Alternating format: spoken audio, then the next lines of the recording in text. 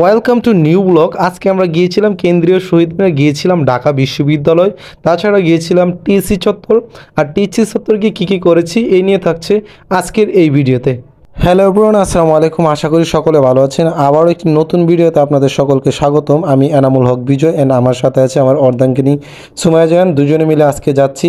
আমরা যেহেতু বিকেলের শিফটে আজকে ডিউটি করেছি, সে কারণে আমরা আজকে প্ল্যান করেছি আমরা টিসি চত্বর এবং ঢাকা বিশ্ববিদ্যালয়, তাছাড়া কেন্দ্রীয় শহীদ মিনার, এই তিনটি জায়গায় ঘুরবো। কারণ হলো আমরা বেশিরভাগ সময় যতটুকু পাই সেই সময়গুলো আমরা ঘুরে ফিরে আমাদের সময়গুলো কাটানোর চেষ্টা করি, কারণ আমরা এনজয় করতে পছন্দ করি। কারণ কি জানেন, সারাদিন অফিস করি, অফিসের শেষে যদি আবারও শুধু বাসায় গিয়ে ঘুমিয়ে পড়ি তাহলে জীবনটাকে সেভাবে উপভোগ করে না। সো যে কারণে আমরা যতটুকু সময় পাই আমরা এই জীবনটাকে উপভোগ করার চেষ্টা করি। তাছাড়া এখন আমরা আছি টিএসসি চত্বর, আর টিএসসি চত্বরে এসে হুন্ডারটা রেখে প্রথমে আমি সুন্দর করে একটা স্থির চিত্র নিচ্ছি, কারণ এই টিএসসি চত্বরে এসে সুন্দর একটা ভিডিও না নিলে কি হয়, তাই যে কারণে আমি একটা সুন্দর ভিউ নিচ্ছি।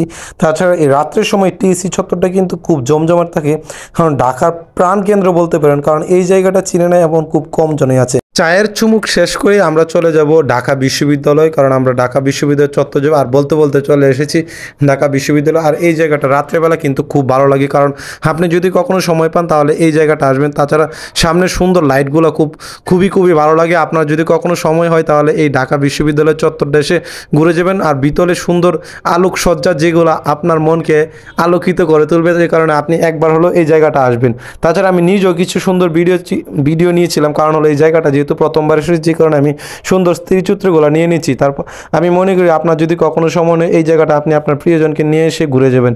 তারপর এখন আমাদের যাত্রা হলো কেন্দ্রীয় শহীদ মিনার, কারণ হলো কি, যেহেতু আমরা আগেই বলেছি আমরা তিনটি জায়গায় ঘুরবো, আর এই জায়গাগুলো ঘোরার জন্য আপনাকে কিছুটা সময় নিয়ে আসতে হবে। এখন আমি আছি কেন্দ্রীয় শহীদ মিনার। এই জায়গাটা কিন্তু সত্যি অসাধারণ। আপনি এই জায়গাটা উপলব্ধি করতে হলে আপনাকে রাতের বেলা আসতে হবে, কারণ রাতের বেলা সুন্দর আলোকসজ্জা থাকে। আর এই আলোকসজ্জার কারণে এই জায়গাগুলো খুবই সুন্দর হয়ে ওঠে, যে কারণে আমি মনে করি আপনার যদি কখনো সময় এই জায়গাটা একবার হলো আসুন।